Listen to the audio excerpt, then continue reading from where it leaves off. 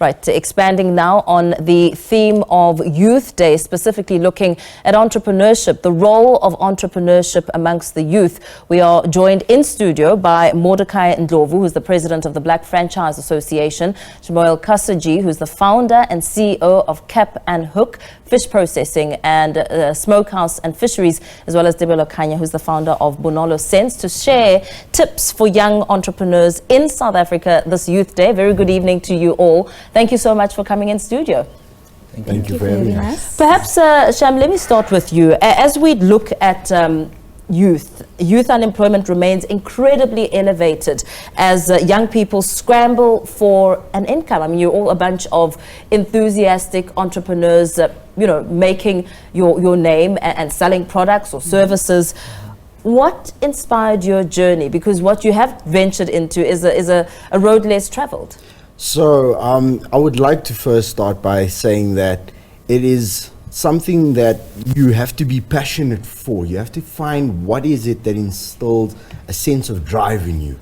If you are waking up every day to earn money, eventually there comes a point where it isn't fulfilling anymore. As Brian Coppin, the founder of Food Lovers Market, said, it was very profound. It was something that sat with me for a very long time. So by finding that drives you to be a better person or to do better amongst the people that you live amongst, this is, I think, the starting point for any business or any entrepreneur that drives you to keep going and to keep making a difference for the people around you. Yeah.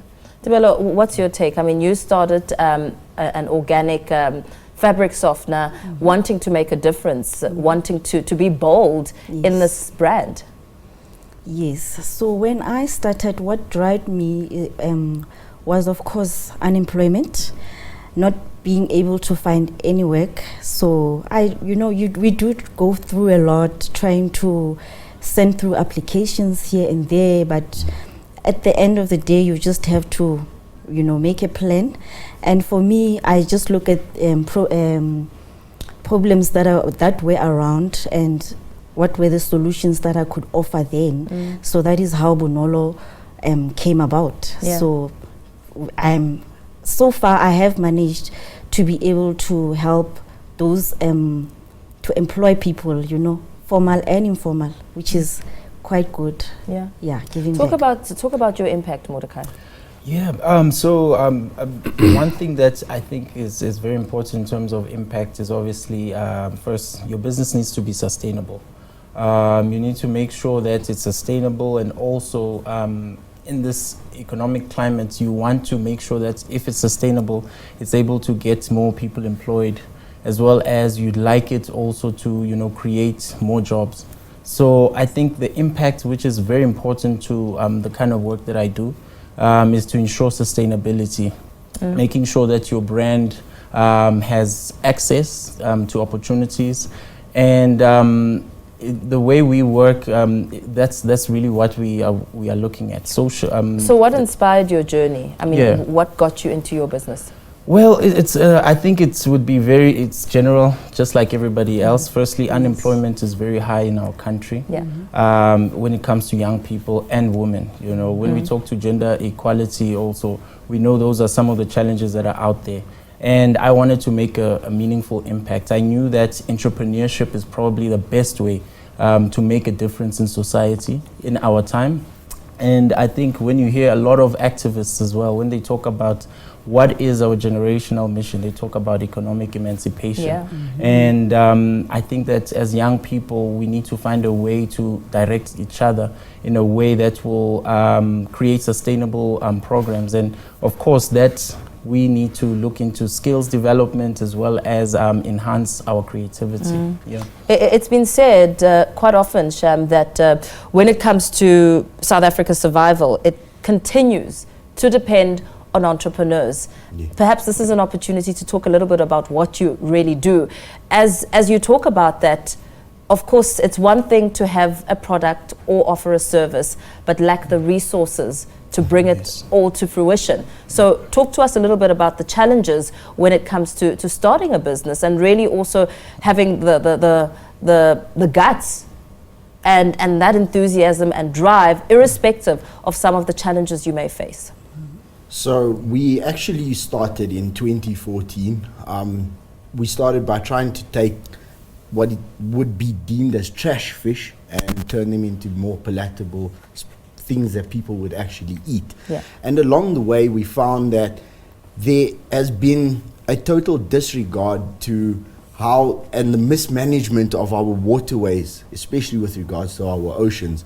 And coming to this, we realized that in order to have an impact on the people that rely on the oceans, because as we know, 60% or more of the total global population relies on the oceans as part of their daily sustenance, that something drastic needed to be done. And witnessing first-hand slaughter of marine life by major corporations actually drove us.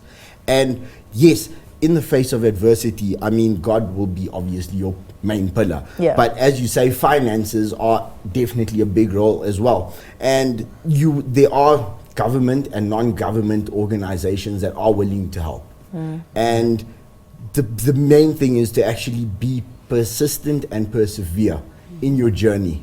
You're going to knock on several doors and be rejected, but it doesn't mean that you need to stop knocking. Keep pushing, keep carrying on.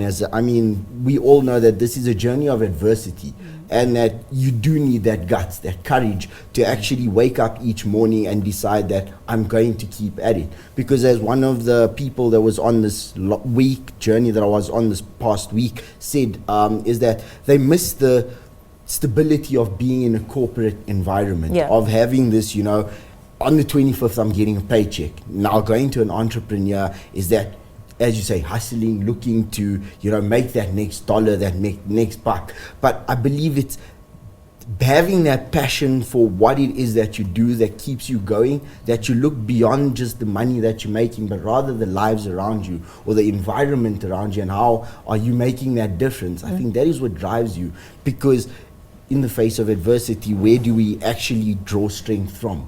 It's all of these differences that we actually make. Absolutely. Bonolo Scents, what were you up against as you started the brand and thought of how it could make an impact and, of course, help with the gap, the unemployment rate? Oh yes, when I thought of Bonolo, I actually had to think, be innovative, how to be unique, and also how to have an impact on the environment.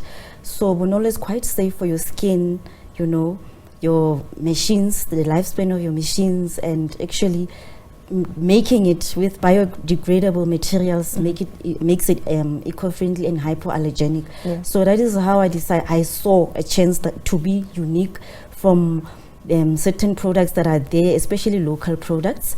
So being innovative and also having help from different sectors, both government and non-government, both financial and non-financial. So that, and that's quite an important point. Yes. Why is that important? Finance, one thinks you've got all the money, surely the business can be a success. Yes. Very important because, for instance, CEDA, they were there from day one for advisory, from even starting your business. They can help you from registrations to other things.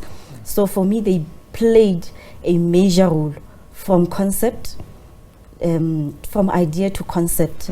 So they were there from day one. And then there are other institutions that can help you moving your business forward, like the Innovation Hub, and so on. So for us, it's very important to have these institutions to help us going forward, because we do need mentorship, we do need advice, and also finance. Absolutely. Mordecai, as president of the Black Franchise Association, what are you up against when you look at some of the challenges that you're facing? So when it comes to challenges, I think once again everyone is battling with the same challenges.